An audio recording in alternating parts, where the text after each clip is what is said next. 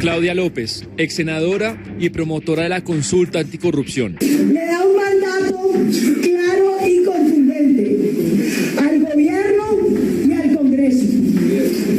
Los queremos invitar a todos para que el próximo martes a las 11 de la mañana nos acompañen para erradicar ante el presidente de la República y el Congreso las normas que desarrollarán y harán cumplimiento a los 7 mandatos anticorrupción por los que hoy votó Colombia. Iván Duque, presidente de la República.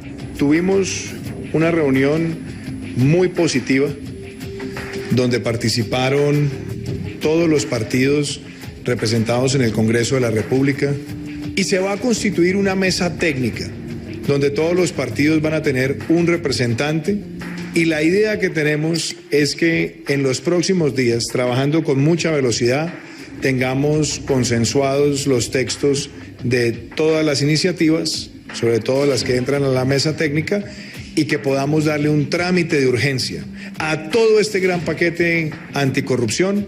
Hernán Andrade, presidente del Partido Conservador. El primíparo que está recién llegado, con la salvedad de Cristian que se autoflagela votando los tres. El primíparo que llega y dice, yo estoy llegando acá y ya me van a cortar los 3 periodos. Solamente para 3 periodos. Para 3 periodos. Ese está votando casi que en defensa propia. No lo estoy justificando. El compromiso era aprobarlo y esa es. Entonces, ahí hay una falla de esos 4 partidos, incluido el nuestro, que no cumplió y honró la palabra empeñada. Roy Barreras, senador del partido de la U. Lo primero es que nadie debe equivocarse. El resultado de la consulta anticorrupción es un mandato popular, debe ser acogido. Hemos dicho hace muchas semanas que la verdadera reforma contra la corrupción es la reforma política anticorrupción. Rodrigo Lara, senador de Cambio Radical. Yo creo que el Congreso sí va a escuchar este mandato ciudadano que es indiscutible, es que es contundente. Nadie puede aminorar ni restarle importancia al pronunciamiento de 11,7 millones de ciudadanos en las urnas. Más allá del contenido específico, es un llamado en general.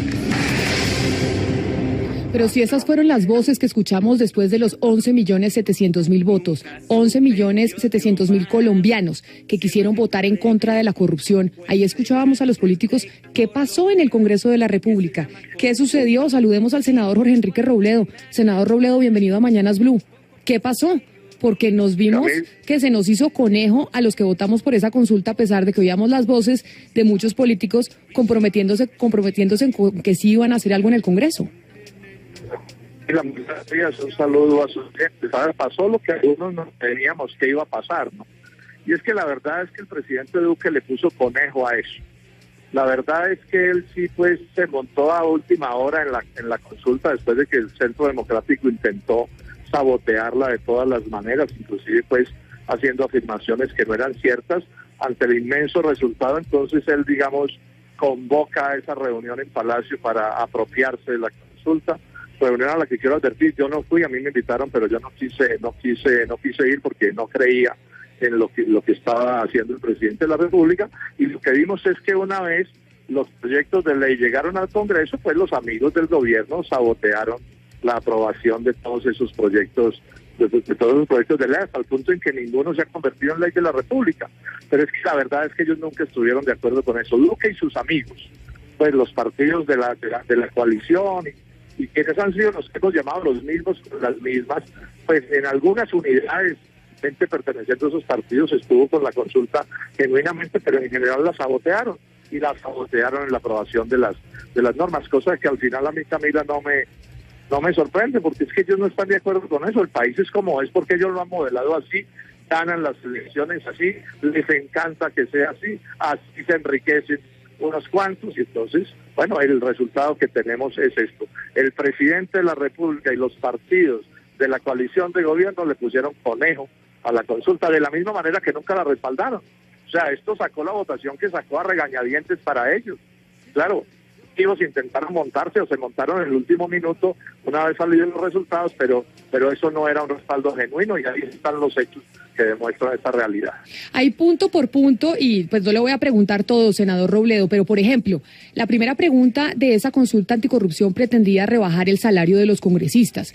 Ese proyecto de bajar el salario de los congresistas no se tramitó porque hubo un concepto del Ministerio del Interior que dijo que los congresistas estaban impedidos para bajarse el sueldo. Entonces, bajo esa premisa, eso nunca va a pasar. Nunca esa solicitud que hicieron los colombianos que votaron 11.700.000 diciendo sí queremos que se le baje el sueldo a los congresistas, eso es imposible que pase. Pues así lo están interpretando ellos, ¿no? Y esa consulta del Ministerio del Interior les sirve pretexto para hacerlo, pero eso realmente no es cierto. Lo que pasa es que pues no hay peor sordo que el que quiere oír, ellos no están interesados en eso, no los convence esa idea, les parece que es equivocado, entonces se inventan uno u otro pretexto con el respaldo del gobierno nacional, porque finalmente son los mismos, son las mismas. Ahora, es verdad que los constituyentes del 91, y es una de las cosas bien activas de la Constitución del 91, y que Lo estoy perdiendo en la comunicación, doctor Robledo. Le voy a pedir que se quede quieto y a ver cuándo podemos mejorar la comunicación para seguir escuchándolo. ¿Usted dónde anda, doctor Robledo? Yo estoy aquí en Bogotá. Bueno, porque es que pensábamos que también andaba de vacaciones y se le oía también medio regular. No, estoy aquí trabajando y descansando aquí en Bogotá. Bueno, algo que dice mucha gente que no estaba de acuerdo con la consulta en su momento era que los puntos de la consulta eran incumplibles legalmente y que así la gente votara y todo el mundo se movilizara, no iba a pasar nada, y así dijeran que si pasaban en la consulta, si pasaban en el Congreso, no iba a pasar nada porque no eran viables. Es tan cierto que no eran viables jurídicamente y no es tanto culpa del Congreso no haberlos votado, sino que de verdad no se podía. No, eso no es cierto. No es cierto que los proyectos de ley se presentaron, pues con las adecuaciones necesarias, pero se presentaron, digamos, con el respaldo nominal del presidente de la República y del ministro del Interior y de todos los partidos, porque eso se acordó. Entonces, si no se aprobaron, no fue porque fueran inviables legalmente, sino porque no se les antojó a las mayorías aprobar cada uno de los proyectos de ley porque no estaban de acuerdo. Por lo que yo le decía inicialmente, a ellos en general, a todas las fuerzas que podemos llamar duquistas, las que han venido haciendo de las mayorías a Duque en el Senado, no les gusta esa concesión. Por eso se tuvo que tramitar una consulta, porque fue posible aprobarlos como proyectos de ley. Entonces, lo que algunos nos temíamos que podía pasar, no por razones de impedimentos legales ni constitucionales, sino por razones de fuerza política, pues los proyectos llegaron y están empantanados porque es que ellos son los que tienen los mayores. Es una cosa también en la que hay que insistirle a sus oyentes. Legisla el Congreso, y es una formulación formal y legal, pero realmente legislan las mayorías del Congreso. Entonces, si una mayoría del Congreso no quiere aprobar una ley, por buena que sea, pues no se aprueba. Y eso fue lo que terminó sucediendo. La cabeza de la mayoría hoy en el Congreso de Colombia, en el centro democrático, con el respaldo del Partido Conservador, con el respaldo del Partido de la U y con el respaldo de los grupos cristianos. Y se le suman, dependiendo de las circunstancias, se le suman también Cambio Radical y el Partido Liberal. Y ellos son la mayoría. Si ellos no quieren aprobar una cosa, pues no se puede aprobar, porque quienes estamos en oposición no tenemos los votos suficientes. Entonces, a nosotros nos gusta que esas leyes se aprueben, pero a ellos no. A ellos no. Entonces, pues no se puede, pero no es porque no se pueda, sino porque no quieren, es la palabra exacta. No es que no se pueda aprobar, sino que no quieren aprobarlo porque nunca han estado de acuerdo con este tipo de circunstancias, entre otras cosas, porque es que ellos ganan elecciones recurriendo a una serie de prácticas que no deberían existir, pero que bueno, ellos dejan y saben. Oscar. Doctor Robledo, el senador Andrade nos acaba de decir que no todo está perdido, que digamos que todavía de ese paquete de anticorrupción se pueden salvar algunas leyes. ¿Usted realmente es pesimista con respecto a la suerte de todo el paquete o cree que realmente se puede salvar algunas de esas iniciativas? A ver, técnicamente algunas de esas iniciativas probablemente puedan pasar, pero digamos técnicamente. La pregunta que hay que hacerse es si políticamente las van a pasar. Porque en la medida en que van pasando los días y la opinión pública va como poniendo de distancia los sucesos de las votaciones, pues les va a quedar más fácil hundirlas si al final las quieren hundir. O sea, estamos en manos de ellos, en cierto sentido. Y de ahí que sea tan importante llamar a la opinión pública y que esté atenta y a que reclame. Entonces, insistir técnicamente, pues no están hundidas todas esas normas, pero yo veo un ambiente negativo de parte de quienes tienen las mayorías del Congreso. Porque yo insisto, no creen en esto, no creen en esto. Y si por ellos hubiera sido, no hubiera habido consulta, y si por ellos hubiera sido, la consulta había sacado 2 millones de votos. Yo quiero insistir, el principal partido del gobierno, que es el Centro Democrático, la saboteó desde el primer día. Su propio jefe del partido, el doctor, saboteó la consulta todo el tiempo. Esto no son inventos míos. Y el respaldo que le dio que fue un respaldo oportunista, mucho más que un respaldo serio. Es más, él presenta unos proyectos de ley calculados para que el Centro Democrático pudiera sabotear la consulta. Y los otros partidos que están con ellos, pues están en las mismas circunstancias. Pero bueno, tocará seguir presionando y hablando y exigiendo, y esperemos poder salvar algunas de esas normas. Senador, no me cuadra mucho una cosa, porque de alguna manera los miembros de la oposición en el Congreso de la República aseguran que Duque no tiene mayor ascendencia, ni injerencia, ni domina la clase política tradicional en el seno del Congreso. Entonces, si eso es así, ¿por qué imputarle la culpa al gobierno de la frustración o lo que llamamos nosotros el conejo frente a la consulta anticorrupción? Lo que pasa es que esa afirmación de que no controla tiene mucho de ficción, ¿no? Mire usted cómo son las cosas. Se unieron todos ellos, los mismos con las mismas, todos para elegir a Duque. Después todos ellos unidos se repartieron las mesas directivas del Congreso, que son importantísimas. Todos ellos unidos también eligieron el mismo contralor. Todos ellos unidos aprobaron el presupuesto de Duque. Todos ellos unidos aprobaron la reforma tributaria de Duque. Todos ellos unidos defendieron a Carrasquilla y defendieron al fiscal Martínez y lo están defendiendo. Todos ellos unidos están hundiendo estas leyes. Entonces lo que pasa es que aquí hay una ficción con la que están jugando desde la Casa de Nariño, que esto es de intentar poner una distancia al doctor Duque con la clase política, distancia que a la hora de no lo tiene.